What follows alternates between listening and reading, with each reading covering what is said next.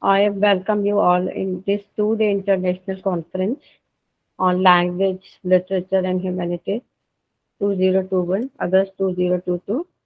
This is in online and offline virtual mode, and this is really a matter of proud to all the team of the organization.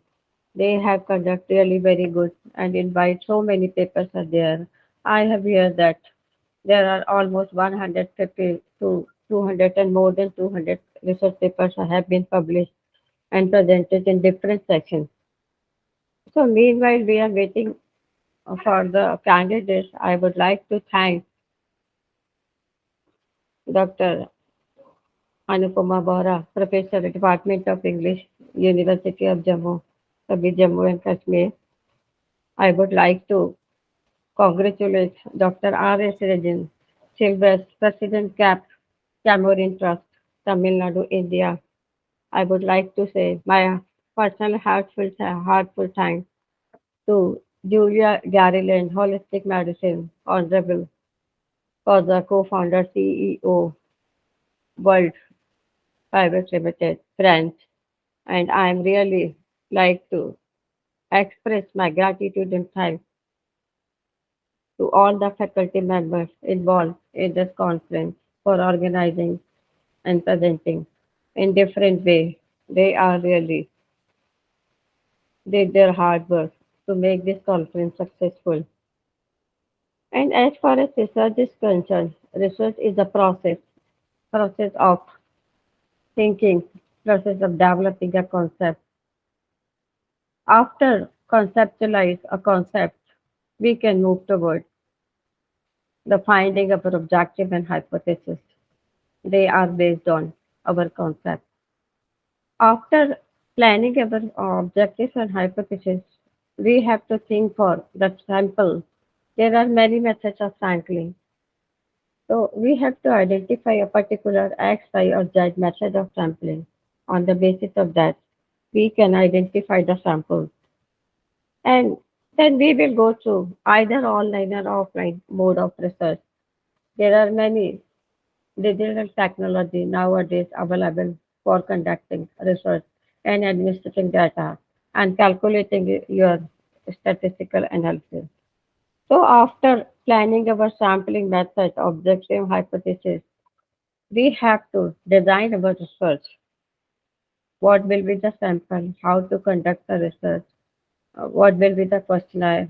Whether it will be or online or offline questionnaire, or whether this is a survey or this will be a rating scale on 5 points.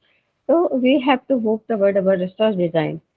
And after planning a solid constructed research design, we will go for the research.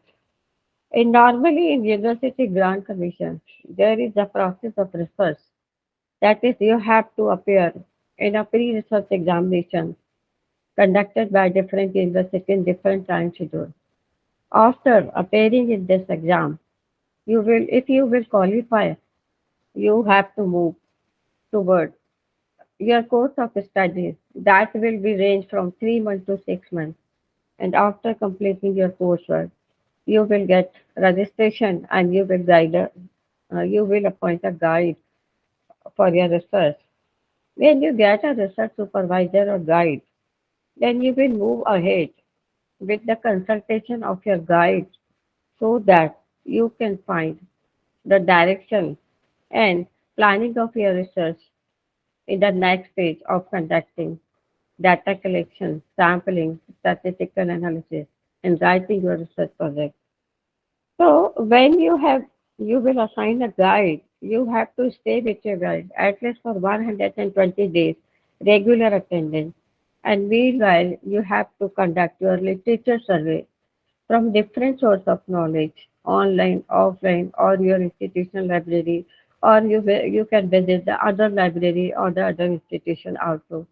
So this way, your research will be come in a format, and after completing the research survey and sampling, you have to come on your statistical analysis.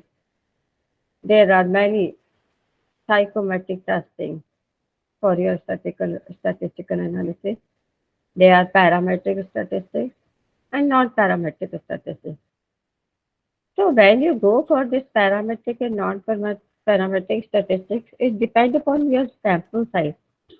If your sample is below than 30, then you have to go for non-parametric statistics like chi-square test and simple tally, simple mean, standard deviation, mode, and average. But when your sample is more than 30, then you have to move toward coefficient of correlation, multivariate analysis, ANOVA, and some higher order of statistics you have to conduct according to your research question, your hypothesis, and your sample. When you completed your research statistics and find out some conclusions and findings of your research, then you have to write your research findings according to each and every research objective and research hypothesis. Then you will move toward writing a research paper and a research project also. For your sample or one or two research questions, you can go for writing a research paper. And for your all questions and hypotheses, you would go for a research project and research thesis.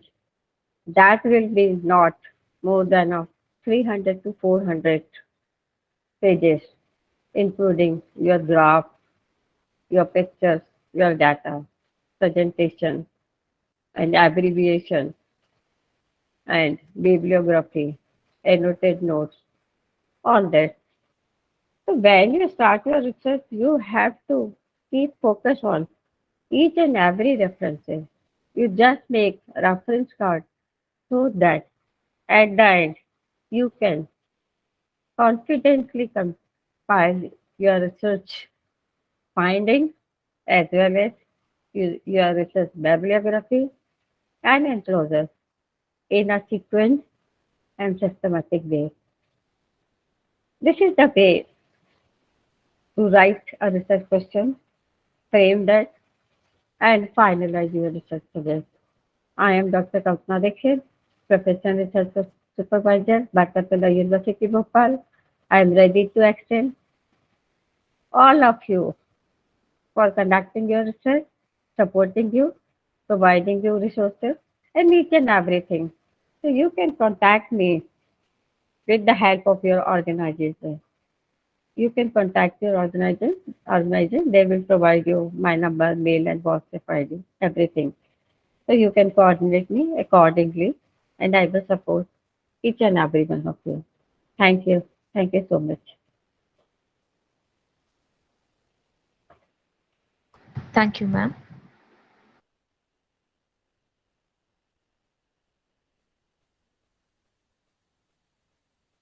Ma'am, shall we start a presentation? Definitely, definitely. I'm just waiting for it. Yes. Okay, ma'am.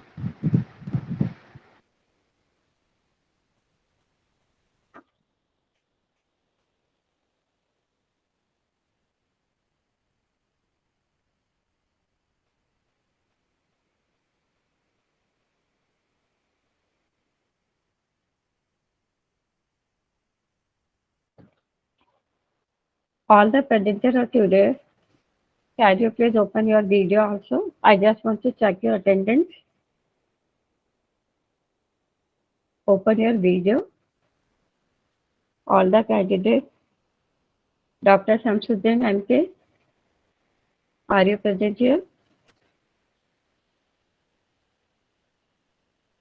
Dr. Samsuddin,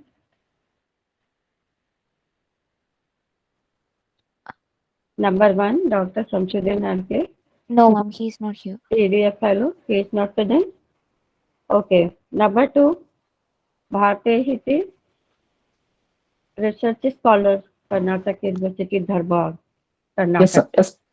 Yes, madam. I'm here, ma'am. You are here? Yes, Yes, ma'am. welcome. Good morning. How are you? Thank you, madam. I'm fine, madam. What about you? Yeah, I'm fine. Thank you, Are madam. you Thank you. ready to present your presentation? Yes, ma'am. I'm ready, ma'am. You can give presentation in visual format or presentation format. Yes, madam, I will give in presentation format only. Okay, Yes, let's ma'am. start. Your time start now. Yes, ma'am. Go Thank you, ma'am. ahead. Thank you. Thank you, ma'am. All the best. Thank you, ma'am. Thank you so much. Good afternoon, everyone. My name is Bhartesh Shetty. I am from Karnataka University, Dharwad. Today, I'm presenting my paper on the topic, the element of racism in the novel Singing and Swinging and Getting Merry Like Christmas by Maya Angelou. Maya Angelou is one of the great writers of modern age Afro American literature. She has written many works by employing the themes of racism, identity, and protest. She is very well known for her poems and novels. In her novel, Singing and Swinging and Getting Merry Like Christmas, Maya Angelou has talked about the harsh treatment of white supremacists towards Black people and how, even after abolishment of slavery, Black people were treated as slaves through the disguise of racism. She has talked about how white people were chosen to do higher level jobs, at the same time, how Black people were chosen to do low level jobs. Very painfully, she has pictured the racist world of white supremacists who took the advantage of the innocent Black people in this novel. Maya Angelou was an amazing woman with multi talents. Maya Angelou was an American poet, memoirist, and a great civil rights activist. Maya Angelou has written 7 autobiographies, which are considered as fictions for the technique she has used in her writing. She has written 3 essays and several of amazing poetry collections. Maya Angelou's poetry collection, entitled as Just Give Me a Cold Drink of Water Before I Die, was published in 1971, and also it was nominated for the Pulitzer Prize. Maya Angelou was not only interested in writing, she was very much interested in acting career, and she has acted in so many off-Broadway plays, including Calypso Heatwave in 1957 and The Blacks in 1950. In her late life, from 1954 to 55, she had an opportunity to take part in a musical tour named as Porgy and Bess, which was sponsored by the US Department of State. Maya Angelou was very talented, and she continued to produce, direct, and act in stage productions. In 1974, she directed the film called as All Day Long All Day Long, and in 1988, she directed the film called as Down in Delta. Maya Angelou was also invited by many universities to be the faculty of teaching. Some of them were University of California, University of Kansas, and Wake Forest University. Maya Angelou was the recipient of more than 50 honorary degrees from Mills College, Smith College, Lawrence University, Wake Forest University, and so many more. In 1993, Maya Angelou was invited to perform a reading of her famous poem entitled as On the Pulse of Morning at the inauguration of US President Bill Clinton. Maya Angelou is known as one of the strong voices of Afro-American literature. She gave hope and courage and a belief to all those Afro-American people who were racially oppressed by the white supremacists to raise up and fight for their freedom and to fight for their basic rights of human beings. Maya Angelou's novel, entitled as Singing and Swinging and Getting Merry Like Christmas, talks about her fashion as a singer and dancer and the racial discrimination she had seen and experienced. And also, she talks about her son, Guy Johnson. She had a wonderful show business, which was called as Porgy and Bess. She was the lead actress. She traveled all around the Europe. Even though she was independent and enjoying herself, she realized that the family value how, and no matter what, uh, you travel all around the world, you are happy, but still without family, you're not really happy.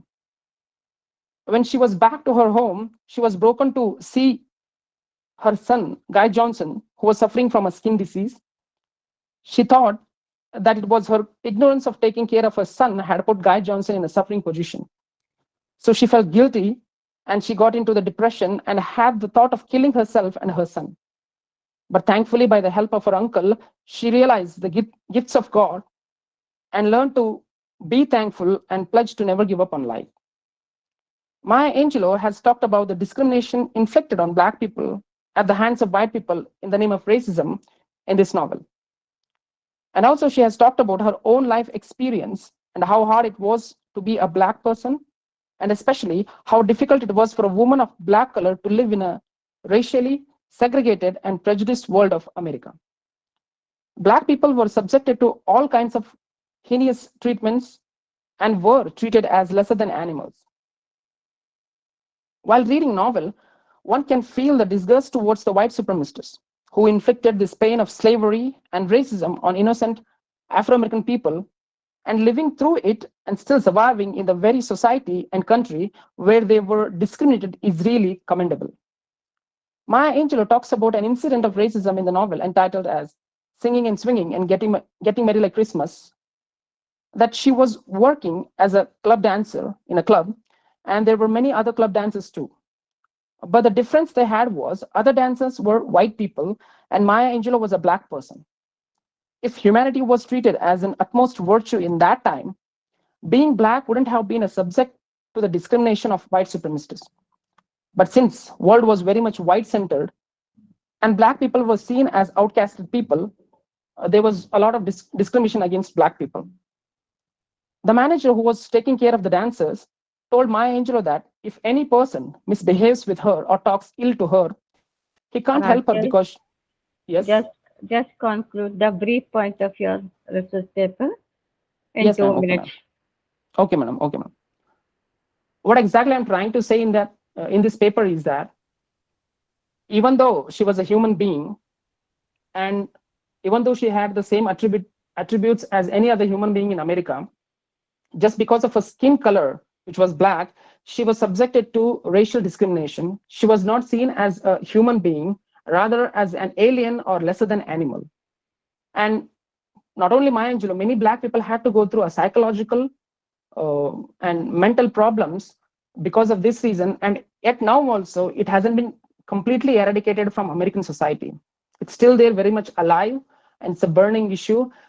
All Maya Angelou has done is that talk about it with her real own life experiences, and she has tried to bring all these pains of African people so that people would come to know and try to change their attitude towards black people, and world might be a better place than what it was earlier. Okay, I got it. Thank you so much, madam. Okay, Yes, I got it. yes, Number one, your research concept is very good.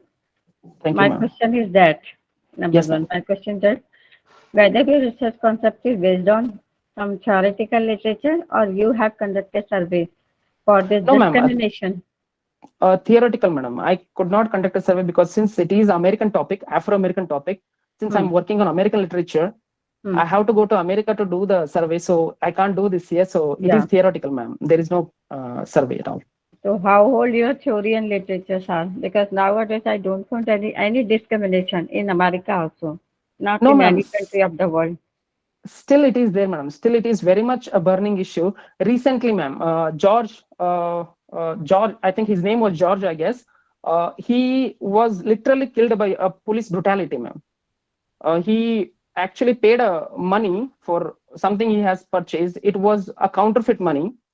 Police didn't even ask him, didn't even try to interrogate, didn't even ask his side of the story. Suddenly they arrested him, and a police officer was kneeling on his neck for continuously 7 minutes, man, just because he was a black person. He died on the spot itself. It was a huge event, and everywhere there were protesters and everything. Still, it is very much a burning issue, madam. Black people were still are discriminated like anything. They are not getting proper jobs, proper promotions. White people are always preferred before black people, and it's still a burning issue. It hasn't gone entirely from American society. Do you think on the basis of only one or two cases we can generalize this problem? No, ma'am, this is a everyday saga in America, ma'am, because we have been hearing police brutality just because a person is black. He's been asked for the identity. They are looked as like they are some kind of aliens in their society. They are always outcasted. They're not seen as human beings. I'm not saying that it is every white American is like that. There are some white Americans. There are obviously pretty big deal of white Americans are there who feel empathy towards black people too, but compared to earlier. But still, that old generation who had the taste of supremacy, or who had the clutches of power, hegemony, they haven't still come to the modern century, ma'am. Still, they have that mentality of slavery or racism, where black people are getting constantly discriminated and oppressed. You're right. You're right. As per your opinion, you're right. I have Yes, only ma'am. one suggestion. You have presented very well, no issue. Thank you, ma'am. And your Thank you, ma'am. concept is also very good. I Thank have you, ma'am. only Thank one you. suggestion to go through some online survey with some black friends of your community and surrounding community. You have no need to go to the America. This is Yes, wrong thing. ma'am. है ना? You have to Yes, conduct ma'am. online survey. From there Yes, are ma'am. many girls and those who are presented on higher up position in your universities and under universities, colleges, institutions, or even in American police service. There are many blacks are there. So Yes, ma'am. you Yes, ma'am. should conduct so that you can justify your research. Okay, Yes, ma'am. Yes, then ma'am. Yes, ma'am. everything is good. You are presented very well, and Thank you, ma'am. whenever you will present in any international function, try to Yes, ma'am. prepare a very good presentation for that, so that all the people, those who are not aware of the topic or concept, they Yes. can also understand your presentation. Yes, है ma'am. ना? Yes, ma'am. I'll Because do that. you know this thing, I know this thing, but there are many audience है ना, presented Yes, ma'am. here. So Yes, ma'am. thank you and congratulations. You have done Thank you, very ma'am. good job. Thank Thank you, you. ma'am. Thank you so much, ma'am. Thank you, ma'am. Thank you. Now our next candidate is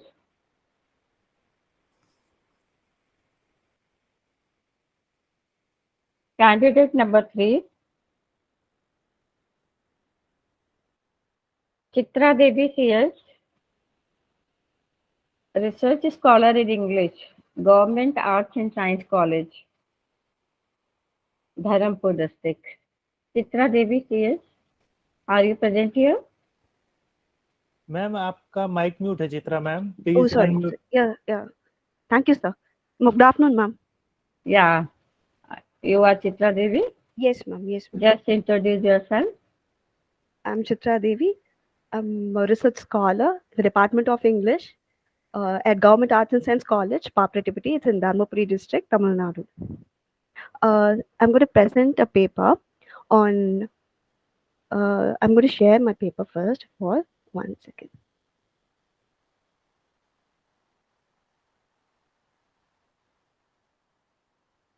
Active resonance in reclaiming.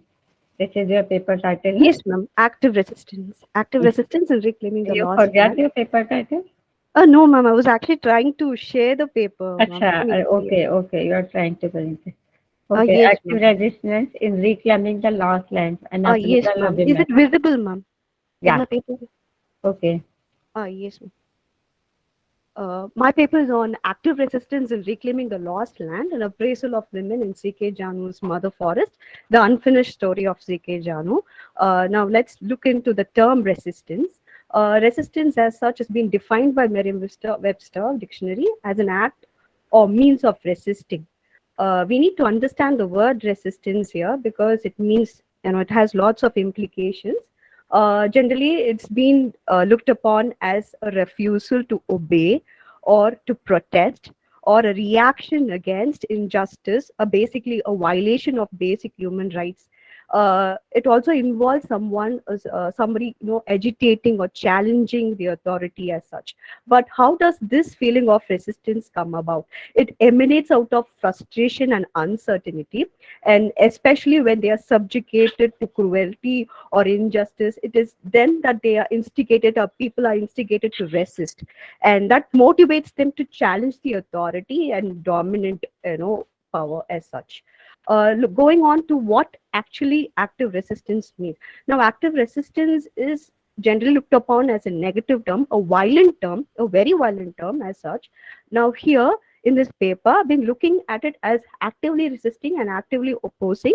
And I've been using this term in terms of slave narrative, where in slave narratives, we find people who were slaves actually resist authority through various, resist the owner in various ways. Now they try to rebel, they revolt, they try to run away from the master, they try to arm, they attack the owner, they pretend to be sick, they work very slow or try to destroy property. These are the ways in which they actively resist authority, resist the owner or the master as such. Now, this feeling of resistance, actively resisting, comes out of, it comes out of agitation, because they inherently they fear authority, because they are being cornered, they're in distress, they are nervous.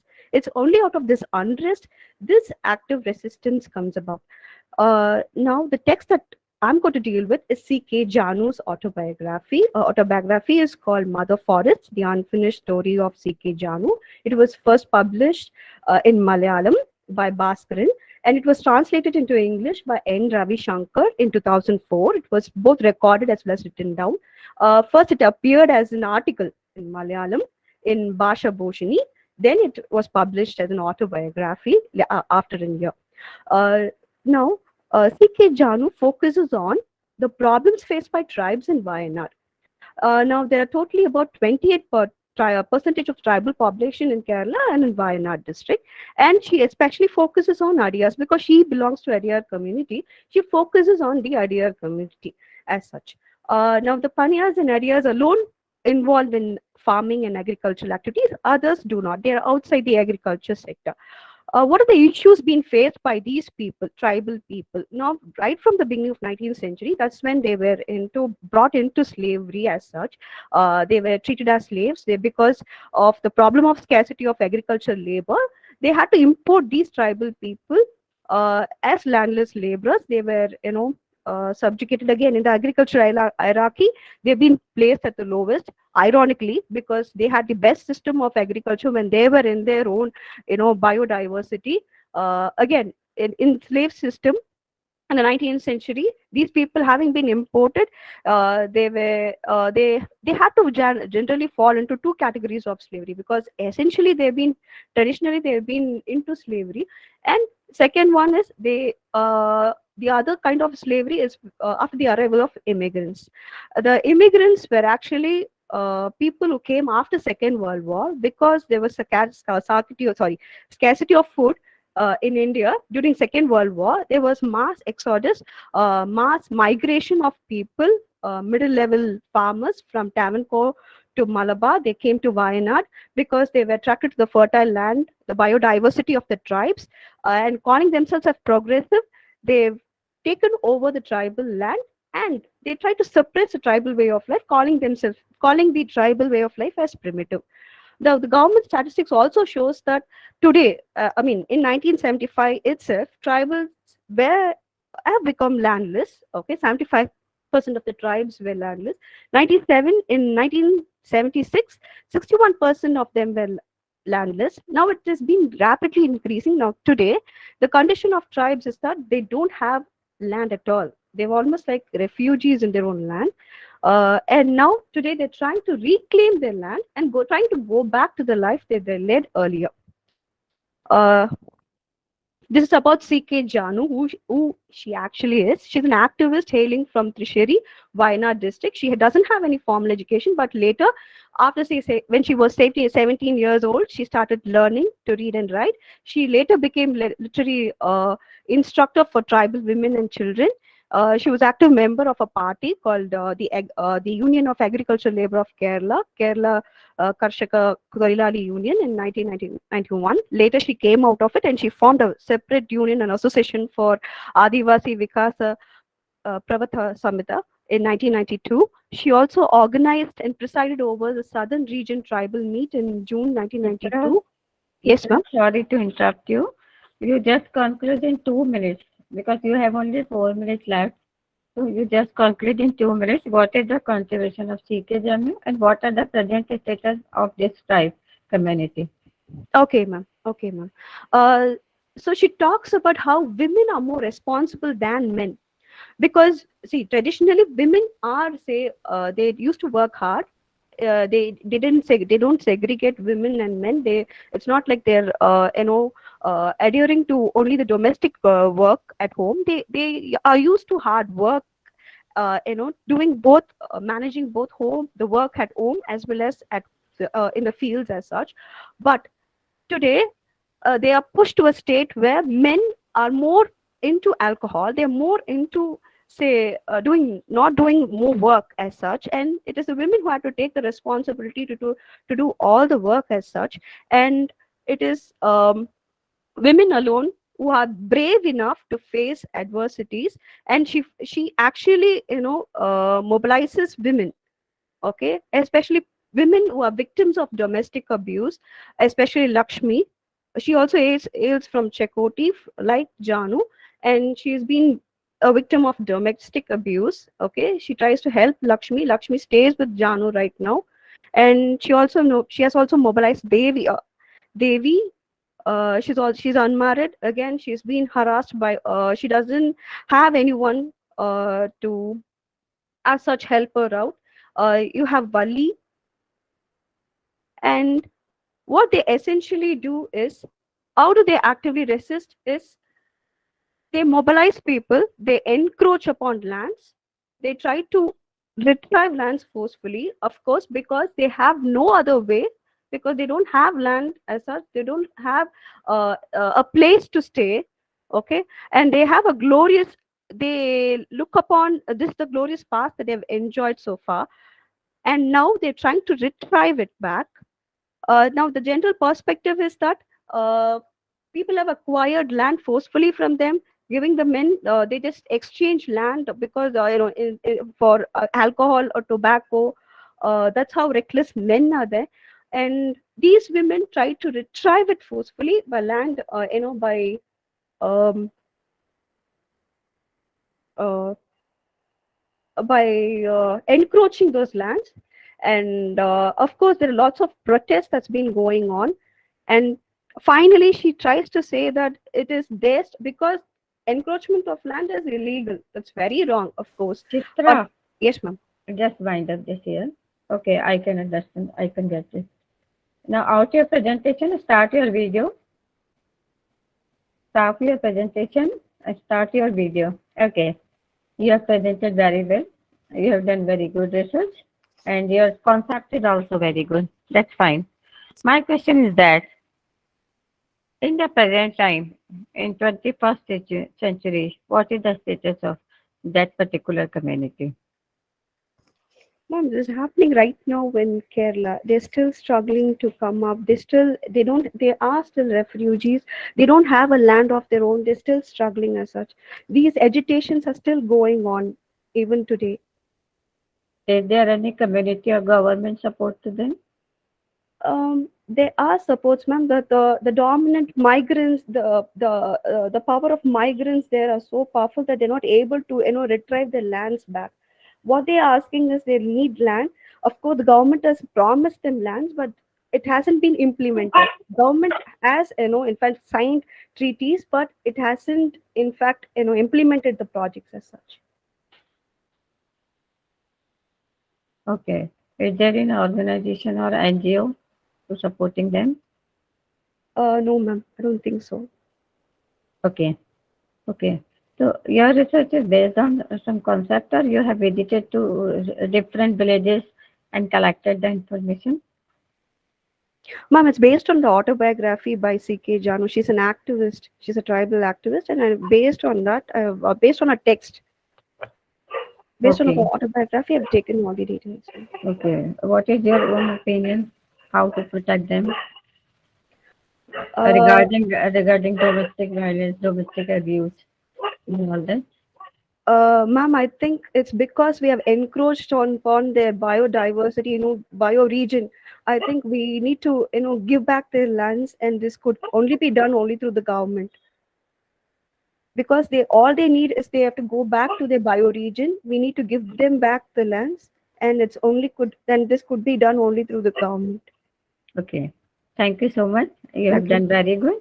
Thank you. And how will you move ahead with your study? Ma'am, How will you compile your study later ma'am, on? finally, she stresses that more than men, it's women who have to mobilize because they have a very strong bonding. Yeah. Because it's easy to mobilize women. I think it's all in the hands of women. Mobilization. Yes, Yeah. Yes, ma'am. mobilization, awareness, inspiration, Yes, motivation, ma'am. encouragement, and community support. Yes, That ma'am. is It's very only within the important. community that they can achieve everything. She Yeah. doesn't seek outside, support or encouragement. It all begins Okay. within the community. Okay. Thank you so much. Thank you, Thank you. ma'am. Thank you so much, ma'am.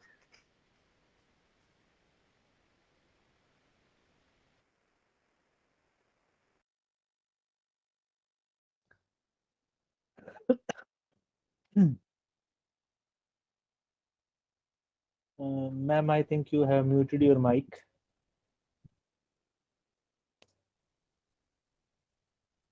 Ma'am I can't hear you, आपका mic है mute है. Ma'am, please unmute your. Yeah. Now, can you hear me now? Yes ma'am. Yeah. You, Mr. Anup Singh, Yes ma'am. introduce yourself. Thank you ma'am. Good morning everyone. Good afternoon everyone. My name is Anup Singh and I am a PhD scholar in Department of English and Foreign Languages in Chaudhry Devilal University, Sirsa, Haryana. And today I am here with my topic, which is on Naxalism, delineation of Naxalism, a comparative study of Jhumpa Lahiri's The Lowland. Basically, before going to Jhumpa Lahiri, I want to tell you about Naxalism, what Naxalism is. If we talk about what we hear in the news, Naxalism is just a type of terrorism. It is just another form of terrorism, but it is not just a terrorism. It is more than that. It is basically a reaction, a movement in which the tribal people or the people who are landless or those who are being exploited over the decades or over the centuries, they took their stand. They took stand against the people like landlords or moneylenders, and they want their rights to be given to them. Basically, it started in a small village of Naxalbari in the Darjeeling district of West Bengal in 1967, where a couple of peasants revolted against the landlord as they wanted their land back, or they wanted a share, a fixed share that has been decided by the government, that the farmers, those who are tilting the land, should be given to them. But the moneylender or the landlord denied the rights, and there is a conflict between landlord and peasant, and that resulted in killing few people, and that has emerged as a tree right now in the current scenario, which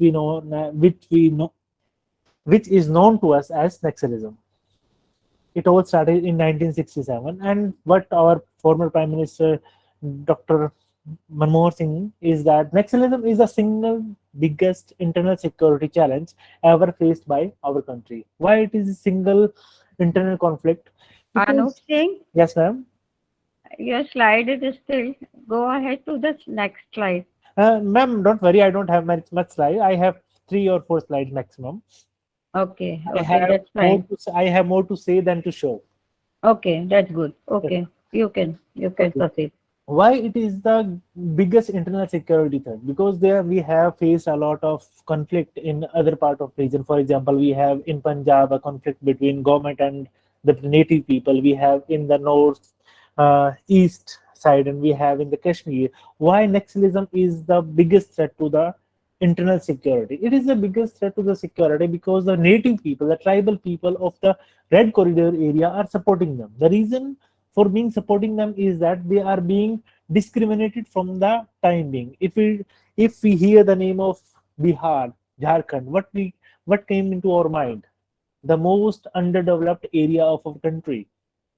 That is the reason that the people that are living in that area supported the people who are following the ideology of Naxalism. So objective. If now would like to talk about Jhumpa Lahiri. Jhumpa Lahiri is an American author and who has wrote many novels. And The Lowland is the second novel. And if I talk about The Lowland, Lowland has been discussed in the literary circle as a diasporic novel, but it is more than that of a diasporic novel. It talk about the effect on the family who are associated with the Naxalism. In this, we have two brothers, Udan and Subhash. They are associated with the Naxalism, and later Subhash go to US, and his younger brother is still contributing to the Naxalites. What happens to the family when a person from a family is being associated with the Naxalism? It shows the picture of that. It is not the only person who is being affected if he is supporting the Naxalism. It is the whole family, whole community from which he belongs that has been taken into the radar by the government or by the authority who are against the Naxalisms. Here is an example that when Subhash received a letter from Udyan and who is expressing his views that how the things are going in the Naxalite area, how they were being together, they used to support together, and now Subhash is in USC. The days are dull without you. So Udyan is missing Subhash because he feel that he is being alienated as he is being associated with the Naxalites, and the society is not accepting him as he was expected earlier. And although I refuse to forgive you for not supporting a movement that will only improve the lives of millions of people, yes, that is the thing that most of Indians don't know, that it is a protest which hinder in the development of a government, but it is a movement that support a million of people. If I talk about the Naxalite area, it is a very shocking news that in a developing country like India, there is a reason where you can't find a single hospital in the radius of 80 kilometers. It is a very shocking, and the average age of a human being is 35-year-old. The reason is not being they are killed by counterattacks, they are being killed by malaria, diarrhea, and many other diseases which can be prevented very easily. What is the outcome of this? Basically, Naxalism is not just a revolt or terrorism, it is a fight, it is a movement of the rights of a people. For example, we are living in our house, we want a simple basic things as roof on our head, food, and clothes to wear. If we are being deprived of that thing, it is a basic necessity of every living being that they can protest. And the people living in the tribal area, people living in the red corridor areas are doing the same thing. It is very shocking that 70% of people have never boarded in a railway train. It is a We are talking about bullet train, we are talking about the 5G technology, but there are a reason where 70% of people have never boarded into a train, and 50% of people have never seen a train what it looks like. They have just imagined that something which is a very big made of iron running over coal and diesel and taking people from one place to another place. It is not just a law and order problem. If we get up early in the morning and read a newspaper and there is news about Naxalites, we think it's a law and order problem. No, it's not a law and order problem. It is a social problem. It is an economic problem. It is a political problem, that people are being deprived from the basic things that every living being is born with. If we see a dog, what he asks for, a shelter and a food. Human being asks for one more thing, that is the clothes to wear on, because he can think. And if we are being deprived of those things, it is bit natural that people protest. And this is all about Naxalism. Ignorance and failure of land reform. Basically, during the time of emergency, government has passed a reform bill. Okay, Anup Singh. Ma'am, Anup Singh. only one more slide is left. Okay, Yes, ma'am. go ahead. And during the time of emergency, when the Prime Minister of India gave a slogan that Jai Jawan, Jai Kisan, the land is given to the people who are tilling the land, but the land reform is not being actually implemented at the ground level. This is the reason that all the conflict has been arisen. It is around 1962, and Naxalites began in 25th of May of 1967. Okay, what is the problem with Naxalism or the people living in the Naxalite area? There is a double tragedy. The first tragedy is that the state has treated the Adivasi and the poor people and marginalized citizens with the contempt and condemnation. Basically, the people, the Adivasis, are not treated as a human being. The second tragedy is that the whom they consider as a protector, which we are calling Naxalites, whom they think that they can do betterment for them. They have goals, but they don't have a long-term goals, because we have seen that in any society, if we replace a power with another power, conflicts arises and the problem also arises, because we cannot overthrow the problem overnight. So they have an alternative, but those alternatives don't have a long-term goals.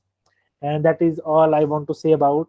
I have talked more about Naxalism, less about Jhupalari. The reason being, if I don't talk about Naxalism, I can't explain Jhupalari. Thank you so much for your time and patience.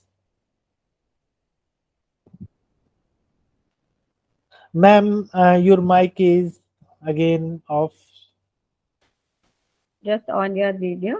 Thank you, ma'am. Thanks of your concept is very good.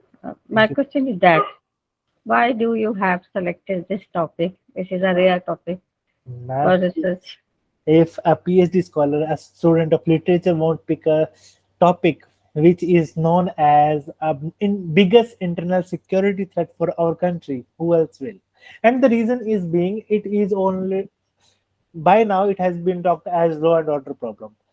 But the journalist has shown that there is another picture of the people living in that area. If we don't see that picture, then how we get to know what Naxalism is all about? Right. Because newspaper only shows what people want to hear. It is a TRP game right now. Yeah. Right. Have you visited to any Lakshlight area? No, ma'am. My research is the tracing of Naxalism in the contemporary Indian English novel, how it has been represented in the novel. So, you know what is the most affected Naxalite area in India? Ma'am, it's Dantewala district of Chhattisgarh. Chhattisgarh. Yes, Okay. So you have presented in a research that they are the deprived population and under frustration and depression they take the weapon and doing such type of activity. yes. Okay, you have presented this. So my question is that if you will be any political leader or you have any power, so Okay. how will you rehabilitate them? Ma'am, it is a problem that is little bit complicated. It is just like a problem that India or Pakistan is being facing. There are two parties. One is Naxalite and one is government. And the third party that is dominating both the parties is globalization. Because Chhattisgarh, Jharkhand area is rich in minerals. The globalization is looking at those minerals. And if we want to extract the mineral from the land, we have to move the people from there. And for the development of any state, we need money, and money is being provided by the capitalists. So the problem is that we have to control the capitalists first. That okay, if you want to take the resources, provide the employment to the native people, provide them skills, because what they are asking for is equality and basic necessities. If you provide basic necessities to the native people, there is no conflict at all. No, actually, if you have not got my question, I am asking about the rehabilitation. And the main process of rehabilitation is to be start from education, to give them proper quality education, to give them proper facility of food, because hunger is the major cause of any flight or terrorist Yes, activities, and provide them financial support. yes, And from the basic so necessity that these are the way of rehabilitation. yes, ma'am. And the other thing is that what do you know about Jhumpa Larry? You have got a Jhumpa Larry's study there and cases also. Jhumpa Larry, what do you know about Jhumpa Larry? Ma'am, actually, I don't know much about Jhumpa Larry. I have read Jhumpa Larry for my research purpose and for the paper of net examination, but I haven't gone deep into the writers because writers are not my area specification. The topic is area specification. If we talk about interpretation of melodies, I haven't read that work, despite being the work You, of Jhumpa this is Larry. this is the lesson. Whenever you quote some big personality or to retrieve information from their studies or case studies or biography, you should first know who is or she is. Right? That's very good. Okay, your presentation is very good. Concept is very good, Thank you, ma'am. and you have done really great. Thank you so much. Thank you, ma'am.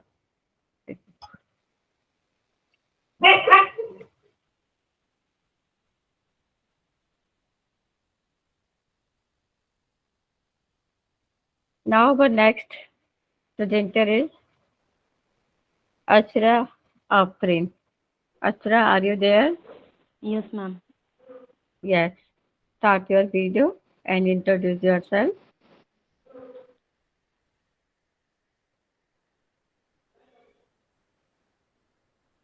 Good afternoon, everybody. I'm Asra Good Afrin. afternoon, Achra. Very good afternoon, ma'am. I'm Asra Okay. Afrin, a research scholar from BSK University, Ballari, Karnataka. My title is Understanding the Concept of Healing in Religious, Medical, and Literary Context. Achra, I can't hear you. Set your mic or the volume of your mic. Am I audible, ma'am? Am I audible? Okay. My title is Understanding the Concept of Healing in Religious, Medical, and Literary Contexts.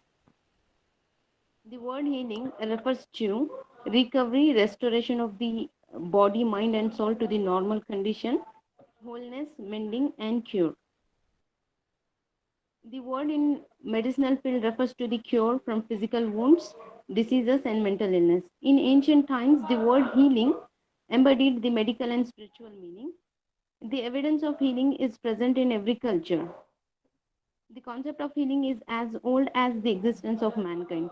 Greek, Chinese, Indian, Arabian, and Roman cultures have evidences of the practice of healing and treatments in ancient times. Music, rituals, yoga, meditation, performance, paintings, and dance are the artistic ways of healing that exist in the world. The Greek text of Hippocrates and Herodotus threw light on the medicinal plants used in their times, in ancient times. The magic was also looked as a source of healing in many cultures. The literary text of the 5th century Greece display magic, gods, and sacred trees being looked as the sources of healing and restoration. In ancient times, the religious priests imparted the knowledge of different subjects, including the study of human body, healing, and treatment of diseases. The Indian Vedas provide a list of herbs used to cure various diseases. The shamanic culture shows the practice of magic for healing. The Greeks ascribed the ailments, plagues, diseases, and mental illness to gods and seeked spiritual healing through the priests of gods. They sought the help of gods for physical, mental, and spiritual healing. The illness, diseases, and injuries were believed to be the curse of gods fallen on people as a response to their disobedience to gods. The priests of the temples invoked gods. The separate rooms for healing purpose were built within the sanctuaries of the gods. Asclepion is known as the god of healing in Greek mythology. The healing rooms were known as Asclepia. The daughters of Asclepion were also worshipped as the goddesses of health, hygiene, and cure. The priests induced opium to the deceased to lessen their pain and offered many rituals to please the gods, and these rituals were offered as a method of healing.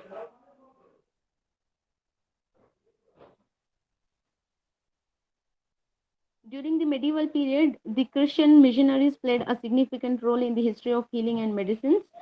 The Christians, especially the Protestants, in the 19th century began medicinal healing along with the missionary goals. Amanda Porterfield observed in her book Healing in the History of Christianity that the evolution of medical clinics and hospitals developed as a result of Christian missionaries. She says, I'm quoting, in the early 19th century, physicians wanting to advance medicine as a profession cultivated relationship with mission societies as a way to prove that doctors were morally reputed. Amanda insists that the Christians were first to introduce scientific medicine in many parts of the world. Amanda highlights the spread of healing programs by Christian colonizers in the 18th and 19th century. The missionaries looked at Jesus as a healer of pain and illness. These medical missionaries wanted to serve people by healing their grief and pain as Jesus Christ did.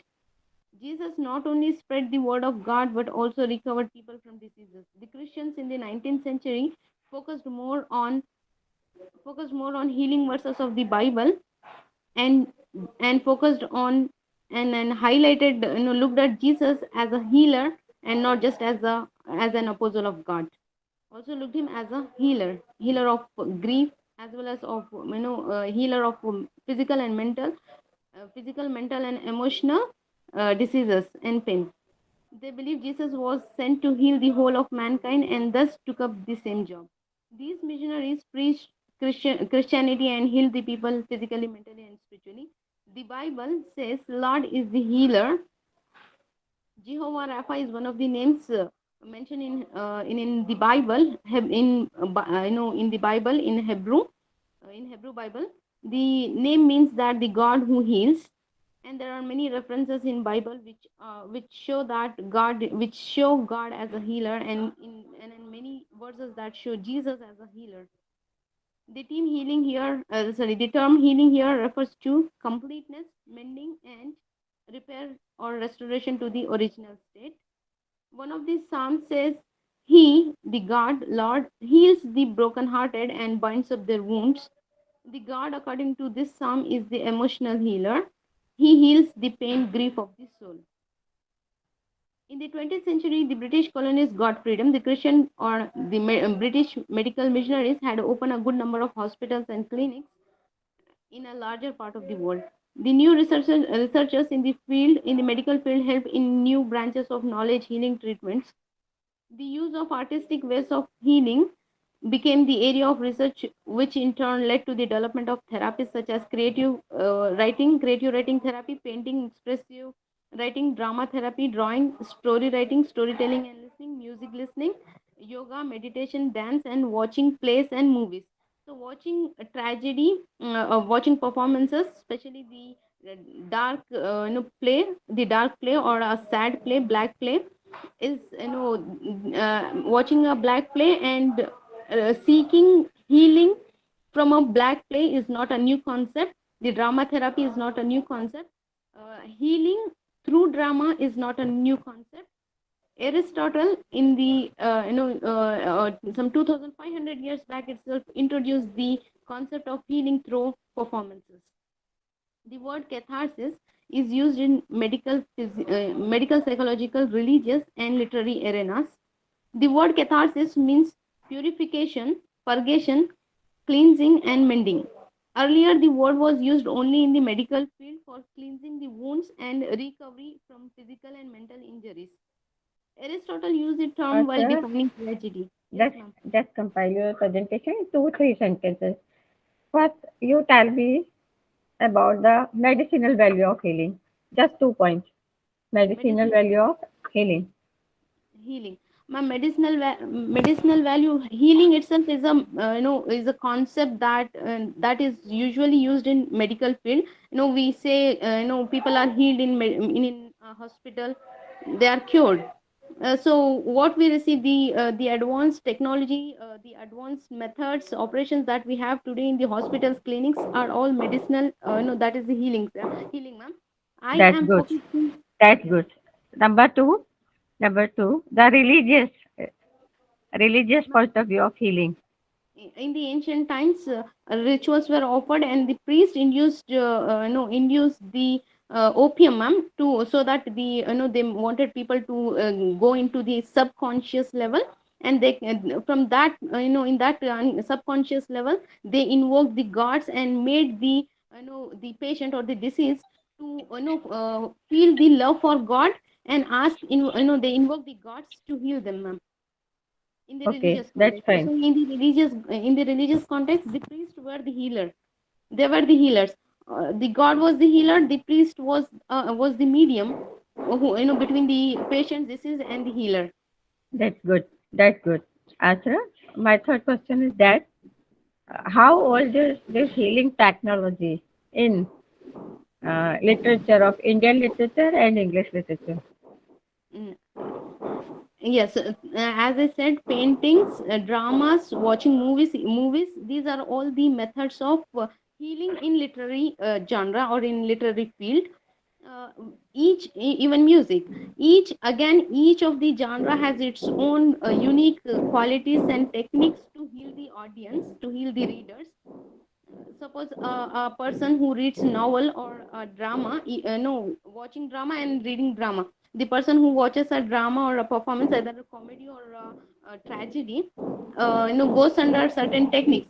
For example, an audience watching a tragedy connects themselves with the Yes, protagonist, and they connect themselves with the protagonist and feel the grief. They feel pity and fear, as Aristotle says. They feel pity and fear when the protagonist commits a mistake. It is sure, it is through the nomic language in the tragedy, it is assured that he is going to face some change in his fortune. That is a bad, something bad is going to happen in his life. So there the audience feels pity and fear for the protagonist, and thereby they release their excessive emotions. And by releasing their excessive emotions, the literary genres, either paintings, music, tragedy, each has its own techniques, unique techniques. So the audience, they release their excessive emotions and feel relieved. So that is the healing quality of literary genres, literature. Sigmund Freud said that, You tell. Just literature. wait.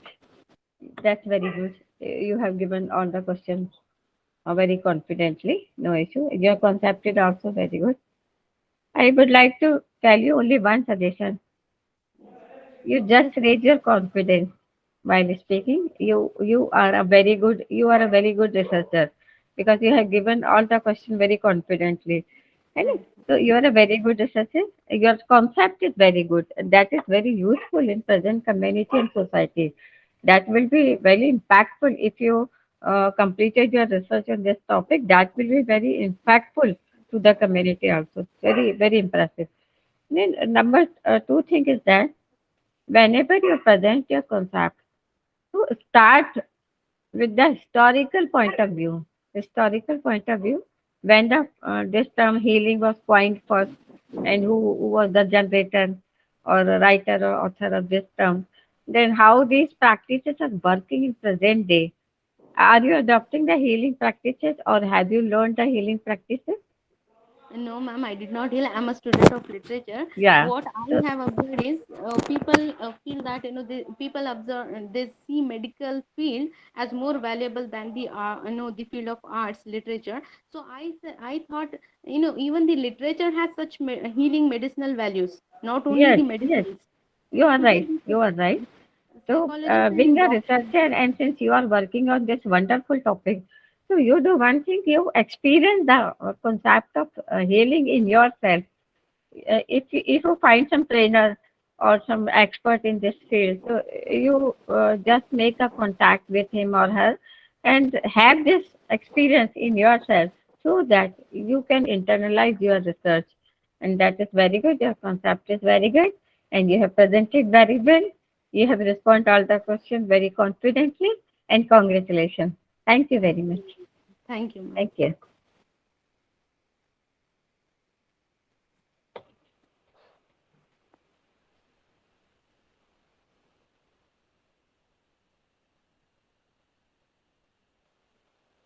Dr. Samsudin, you were the first candidate. Are you presented here?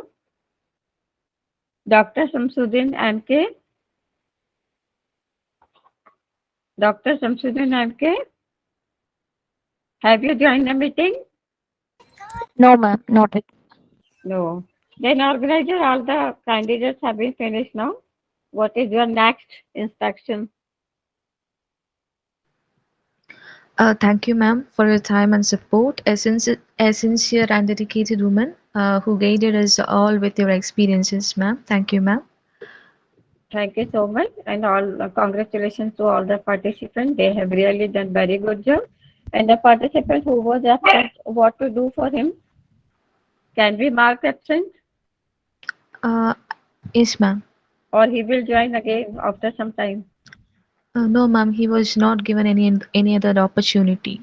Okay, thank you. Thank you so much. Okay. Thank you so much. I am just, Okay. you know, Okay, ma'am. Okay. oh yeah, I'm just winding this session. Thank you all. Thank you, the organizer. Excuse me, ma'am. Excuse me, ma'am. Is there any one more Yeah, ma'am. interesting there? Excuse me, ma'am. Am I audible? Yes, Kavita, ma'am, please. Ma'am, my name is Kavita Kaladharan, and I tried to join in technical session 6, but I couldn't. Can I present my paper here in the session? Yeah, you can present. You can present because one of the candidates is already absent. So you can join. Okay. No. Yeah. Can I present my paper just right now? Yeah, definitely. You can. Definitely. Okay. Okay. Thank you, ma'am. Thank you.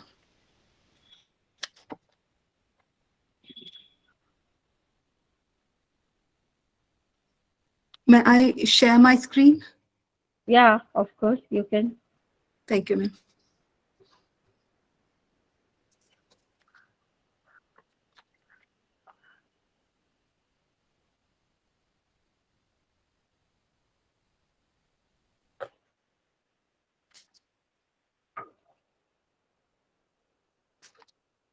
Good afternoon all. I am Kavita Kaladharan, research scholar from University of Kerala. The title of my research paper is Gripping Harpoons, a transoceanic reading of marine imaginations in the North Water. The neo-Victorian novel, North Water, which was published in 2016, was written by Ian McGuire. The theoretical and methodological perspectives and practices of blue culture studies and blue humanities are utilized to dissect the select nautical narrative to address the maritime urgencies discussed in the novel. Blue culture studies, which comes under the oceanic humanities or blue humanities, has now grabbed global attention since the UN declared that 2021-2030 will be observed as the ocean systems decade. It emerged as a critical concern in the comprehension and analysis of human-sea relationships in an era of globalization. The enhancement of ocean literacy is the aim of the Ocean Sustenance Decade.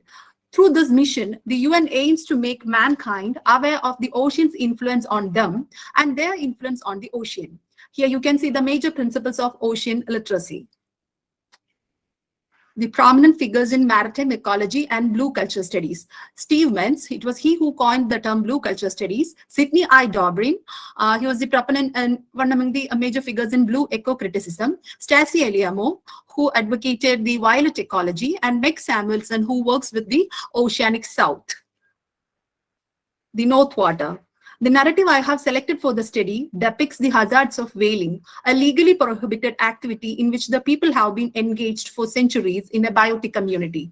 This paper analyzes the marine cultural perspectives in Ian McGuire's North Water in the light of blue humanities and blue culture studies, and it reflects upon the boundaries of eco-ethics in the marine environment. The author, Ian McGuire, born in 1964, is an English author and academic. He won several awards for the North Water. It was longlisted for the Booker Prize in 2016. The novel deals with a doomed ship with the savage central character Henry Drax, who believes in anthropocentric notions. Unveiling the mysteries of polar explorations, the narrative draws attention to the politics of whaling. Discussing the animosity within human nature, the novel depicts the seamy side of human interventions in the marine environment. The proposed study intends to analyze the ethical and political aspects of human-animal interactions in the marine environment. Here you can see the picture of Henry Drax. The North Water is now a major TV series that describes a mid-19th century whaling expedition in the Arctic. Yes, this is the setting of our novel. The setting of the novel is a Victorian whaling ship silently charting its course through the serene expanses of Svalbard archipelago. The tale opens with murder, continues with rape and murder, then orgastic scenes of butchering seals and the bloody slaughter of whales follow. Here you can see the picture of Victorian whaling industry, the graphical illustration of the whaling industry, and the two contrasting pictures. First one is the traditional whaling of the Eskimos, and the second one, modern whaling. Here you can see the commercial whaling, and this one, it's a controversial picture of seal hunting and its reaction upon the world of animal lovers and ecological activists. Throughout the narrative, Ian McGuire deciphers the political undertones of whaling, seal hunting, and carbon capitalism. These pictures illustrate the anthropocentric oceanic space which suffers unethical human interventions. Considering the critical aspects of Anthropocene, marine scholars Jeremy Brugudo and Fabian Cloud state that the Anthropocene is an increasingly more geopolitical reality today, not only for the ocean resources, but also considering the recent migration fluxes, reminding us that the ocean could also be an open political and moral arena. In the narrative, the writer historicizes the cultural constructions of the Arctic Ocean. Also, he attempts to foreground the aftermath of anthropocentric activities in a sensitive ecosystem, which would lead to the planetary challenges and apocalypse. The novel instance how the generations with its imperialistic power structure unethically intervenes in the sensitive marine ecosystem and abuses it for their monetary benefits.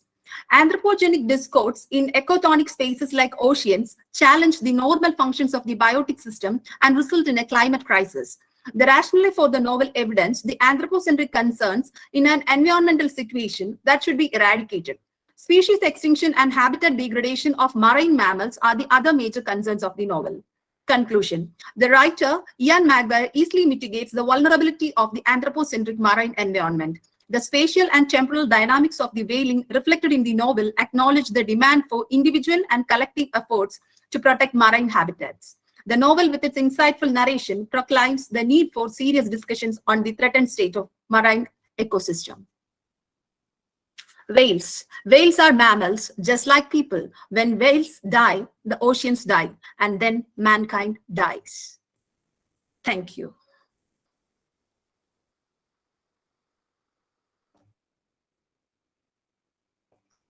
Ma'am? Ma'am? Ma'am? Am I? Yeah. Thank you for such a wonderful presentation. Am I audible to you? Yes, ma'am. Now. You Yes, have ma'am. presented really very well, and your pictures were really very impressive and Thank you, impactful. ma'am. So my question is that number one, what is habitat? What is habitat? Habitat. Yeah. Habitat means it's a biological term used to represent a community, any type of living organisms community can be called a habitat with all its, what to say, it's all, whatever they need, they will get there for their survival. Is that a community? Is that a community? Habitat, I think there may be, we can say it's a sort of community. Yeah, actually, you have done your research on this marine habitat. Na? That is why marine habitat is the most important word in your research. Okay, that is Yes, why ma'am. I'm asking this question. So you must know what is the habitat. Okay, I'm sorry. I mean, this is Yes, a biological term. This is good, but is this a community? once again, ma'am. This is a biological term. You are right, but is this a community? In a sense, we can call it a community because there may be a type of bonding between the living organisms in that habitat. Okay, so then what is the human community? If it is a community, so why can't we count the human community or habitat? We can't count them. No? Sorry, ma'am, I couldn't. No, no issue. Actually, whenever you present something or whenever you go through a deep research on any particular topic, you just know the main theme or main words of that research particularly. Because when you write a research paper, you have to highlight at least 4 to 5 main words of your research. So habitat is one of the important words of your research, and you are not getting this properly. So, but your presentation is good. Your pictures are very good, and Thank you you. have highlighted a really very advanced and contemporary issue. Marine Yeah. habitats are in danger because of ecological imbalance and because of different types of human-based activities.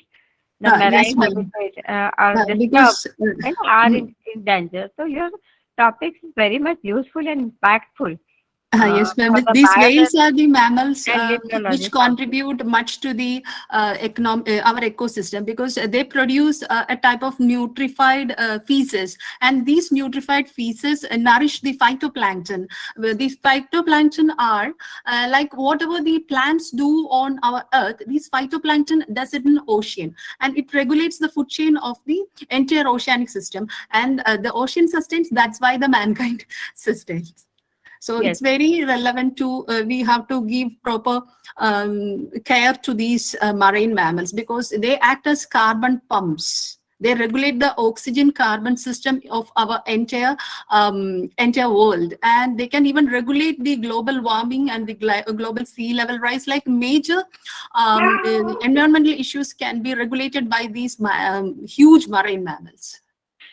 Yes, you are right. You are exactly right.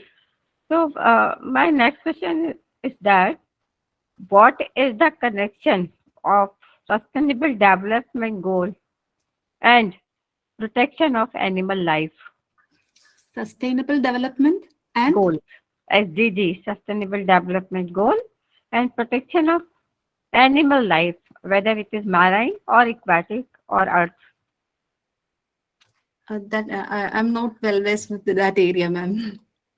Yeah, actually, what is sustainable, I would like to explain you. Sustainable development practices is to adopt proper ecological practices to make the environmental balance, to balance the nature.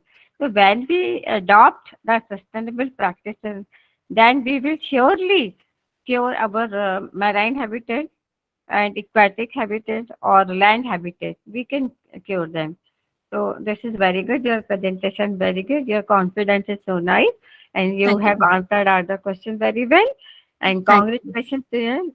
To you, Thank you you. have done very good. Thank you so much. Thank you, ma'am. Thanks a lot for giving me a chance to participate. Thank you. Thank you. Thank you.